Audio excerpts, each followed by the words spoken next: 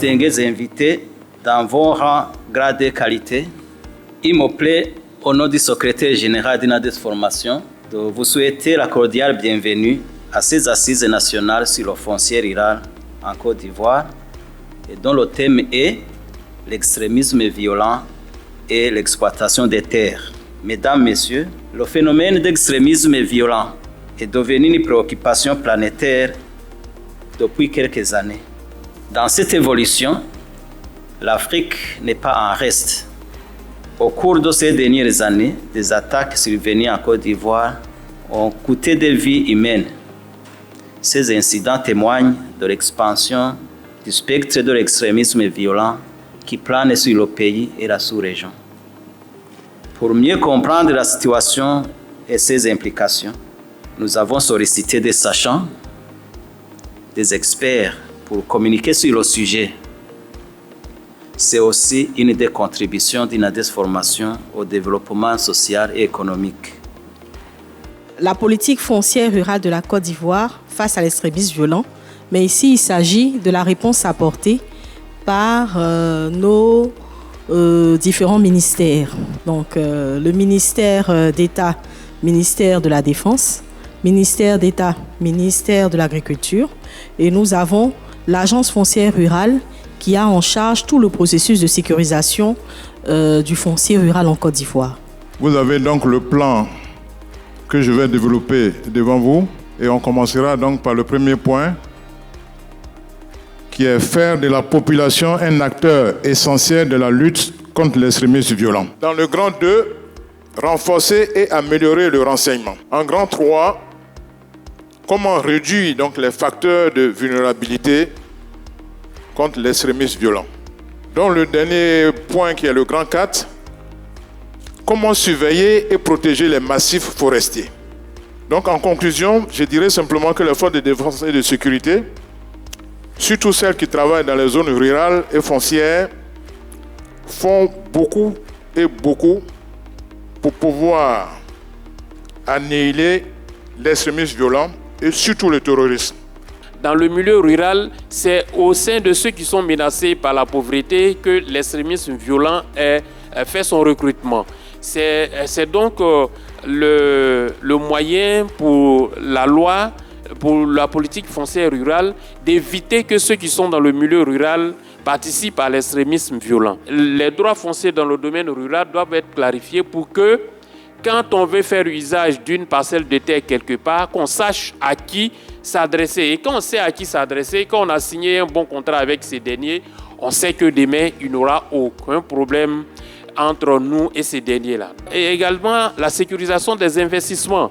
Quand vous avez travaillé sur une terre où les droits sont déjà clarifiés, vos investissements seront effectivement sécurisés. Instauration de la sécurité de la propriété. Oui, quand la procédure qui est appliquée pour pouvoir vous attribuer un titre de propriété ou un titre d'occupation est une procédure solide, cette procédure-là vous permet de ne pas avoir de contestation sur votre propriété. Donc ça permet de stabiliser les exploitations et de les moderniser.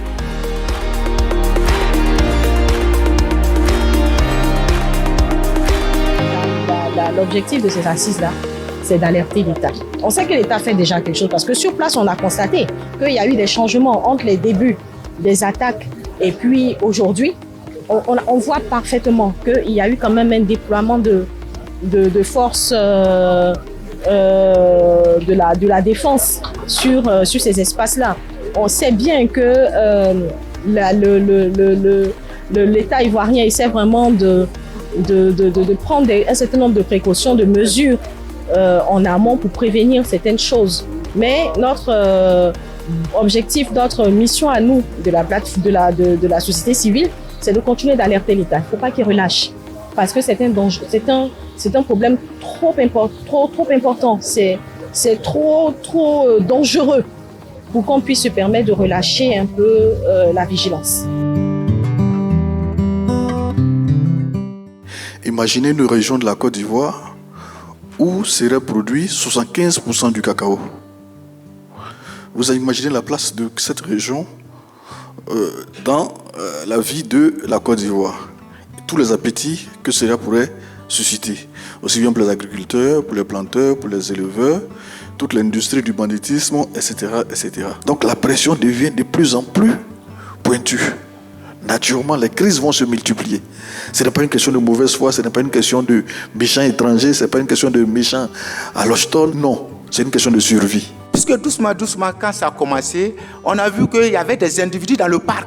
À la suite du parc national, à l'amont du fleuve Comoé, en allant vers la Laraba aussi, il y a un parc réserve qui est là, sinon je dirais une forêt classée, qui sert aussi de passage à ces extrémistes violents. Puisque ce parc-là, il passe par le grand parc. Dans ma première intervention, j'avais parlé de la réalisation des projets. Une des solutions que moi je proposais, c'était d'aider un peu les agriculteurs à pouvoir avoir le financement. C'est des réalités du terrain. Des gens, ils ont des terres, ils ont de la forêt, mais ils n'ont pas l'argent pour pouvoir valoriser ces terres et des forêts. Donc ils sont obligés de soit les vendre ou bien les mettre en bail. Et après, les conflits s'en suivent après avec les héritiers.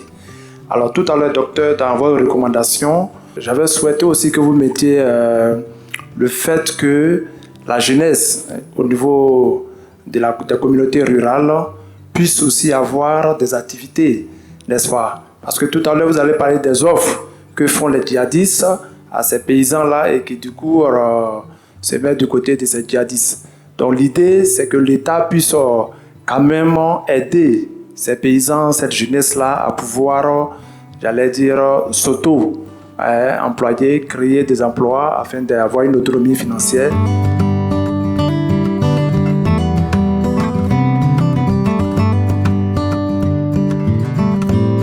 Ma communication de cette année se veut la continuité du travail qui a commencé déjà depuis l'année passée. Elle est donc intitulée « Orpaillage, un terreau fertile pour le développement de l'extrémisme violent en Côte d'Ivoire ». Point d'interrogation. L'orpaillage, c'est la recherche et l'exploitation de l'or suivant des méthodes et procédés manuels et traditionnels. C'est une activité qui est prévue et encadrée par le législateur ivoirien. La conséquence, c'est que sa réalisation en marge du cadre juridique et institutionnel est qualifiée d'orpaillage illicite et est sévèrement réprimée. La question prend un relief particulier dans le nord de la Côte d'Ivoire, où le phénomène d'orpaillage, notamment illicite, est de plus en plus corrélé à l'extrémisme violent. Plusieurs populations viennent des pays septentrionaux pour pouvoir se livrer donc à cette activité-là. On a l'entrée également sur le territoire. Puisqu'il n'y a pas de contrôle, nos frontières sont poreuses, les extrémistes pourraient s'infiltrer dans la population qui migre vers le territoire ivoirien pour pouvoir se livrer à l'orpaillage. Vous avez donc le risque de prise de contrôle des sites d'orpaillage par les extrémistes. Ici, je parle de risque de prise de contrôle parce qu'en réalité, plusieurs études ont démontré que les extrémistes ne se livrent pas eux-mêmes à l'activité d'orpaillage. Ils viennent surtout pour assister les orpailleurs en leur fournissant du matériel, parfois des détecteurs de métaux, parfois des substances chimiques, pour séduire en fait en quelque sorte la population d'orpailleurs pour que ces derniers-là se reconnaissent en eux au lieu de se reconnaître aux autorités compétentes. Puisqu'on parle d'extraction clandestine et autres, comment se fait la commercialisation de ces minerais que les gens tirent dans nos sols? Est-ce que c'est en Côte d'Ivoire que les gens vendent ou bien les gens vont vendre ailleurs? Si c'est en Côte d'Ivoire, est-ce qu'on ne peut pas canaliser à partir de la commercialisation de ces minerais-là pour que au moins l'extraction soit protégée? Autant l'État institue l'obligation d'avoir une autorisation avant de pouvoir exploiter, il existe des autorisations dont il faut disposer pour pouvoir acheter et commercialiser. Et toutes les personnes qui ne sont pas munies de ces autorisations-là et qui vont sur le terrain pour acheter, en réalité, sont également dans la clandestinité. Merci à Dr Yo. Nous allons passer la parole maintenant à M. Tal qui est venu de Téhéni pour nous présenter la situation à Téhéni.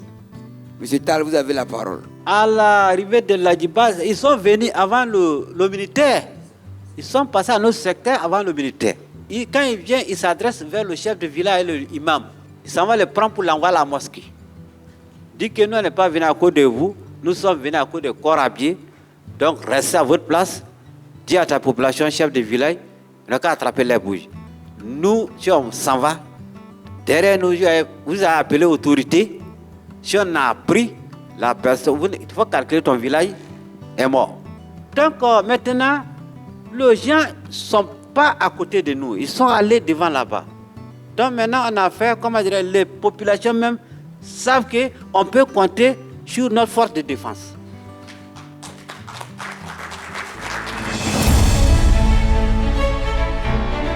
J'ai l'habitude de dire, les bouleversements dans la vie de l'État ne s'arrêteront jamais. Et à chaque étape, il faut nous, citoyens, chercheurs et autres, s'arrêter pour comprendre. Mais il faut chaque fois interroger l'histoire. Et ensuite, ça nous permettra de mieux questionner le présent. Deuxième solution, c'est la jeunesse. Dans 50 ans, il y aura plus de jeunes que maintenant. Qu'est-ce qu'on fait? Il ne faut pas éviter. Il faut proposer des solutions de longue portée. Et donc cette jeunesse-là, il faut travailler vraiment sur la jeunesse. En mettant l'accent, pour moi, sur deux éléments fondamentaux. Un, l'éducation. L'éducation, formation. Deux, l'employabilité. Troisième élément, c'est le renforcement du cadre juridique. Sur la question du foncier, tout ce qui concerne le secteur de l'environnement, de mon point de vue, l'eau, les ressources forestières, la question des frontières. Et enfin, terminer, il faut développer de grandes interactions recherche politique appliquée et politique publique. Pour moi, c'est imparable. Pour aider nos politiques, ceux qui sont dans la décision, on a l'impression qu'ils peuvent tout faire. Ce n'est pas vrai. Ce n'est pas des super-hommes. Ce sont des hommes comme nous. Ce n'est pas des super-hommes. On veut tout voir en même temps régler au même moment. Non, il faut les aider dans la décision. Et la meilleure manière pour moi de les aider dans la décision, il faut trouver les chercheurs qui trouvent. Le professeur Zina l'a dit déjà, hein? La recherche est un instrument d'aide à la décision. Nous, les universitaires de la nouvelle génération, on a compris qu'on ne fait plus de la recherche pour la recherche. Mais quand tu fais de la recherche, il faut mettre les résultats de ta recherche à la disposition des pouvoirs publics pour prendre la décision. Ces assises que nous considérons comme un cadre de dialogue multi-acteurs, pour nous, il est important de ne pas se cantonner seulement, on va dire, aux communications des chercheurs, mais d'aller au plus près de la société, des habitants, des paysans, de tout le monde, pour comprendre les réalités, les enjeux, les dynamiques socio-culturelles, anthropologiques, afin de pouvoir faire ressortir et meubler ou ajouter à ce que les communicateurs vont pouvoir dire. Et c'est ce qui a valu que durant toutes ces assises, vous ayez assisté à des témoignages des personnes que nous avons interrogées sur le terrain, qui nous ont permis de comprendre toutes ces dynamiques. Je voudrais rapidement vous présenter les recommandations. Donc nous avons des recommandations au niveau sécuritaire, des recommandations au niveau socio-économique. En ce qui concerne l'aspect sécuritaire, il a été préconisé de faire de la population un acteur essentiel dans la lutte contre l'extrémisme violent. L'amélioration des services de renseignement ivoiriens, le renforcement du contrôle de la circulation illicite des armes légères et de petit calibre, le renforcement du contrôle de l'importation, la commercialisation, la détention et l'utilisation de produits identifiés comme pouvant entrer dans la fabrication d'explosifs, le renforcement de la lutte contre l'orpaillage illicite. Au niveau économique et social, il a été recommandé la réduction de la pauvreté et du chômage des populations dans les zones à risque, la dotation des zones rurales, des champs d'opération, d'infrastructures de base et de développement économique, l'instauration de la sécurité foncière, notamment par l'établissement de la propriété foncière, la sécurisation des faits valoir indirects par la vulgarisation de la contractualisation, la mise en cohérence du code minier et la loi de 1998 relative au domaine foncier rural.